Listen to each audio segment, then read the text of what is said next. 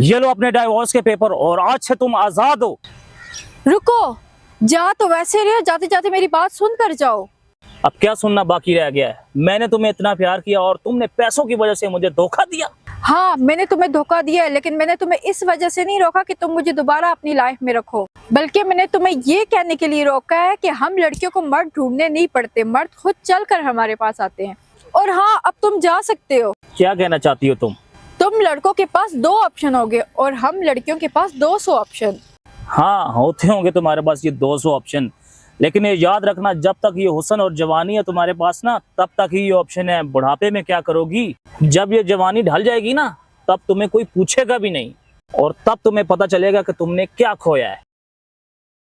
और कान खोल कर सुनो, ये जो तुम कहती हो ना कि लोग तुमसे प्यार करते हैं, वो तुमसे प्यार नहीं करते, वो तुम्हारे जिस्म से प्यार करते हैं। और जब तुम्हें मुझसे प्यार ही नहीं था तो तुमने मुझसे शादी क्यों की?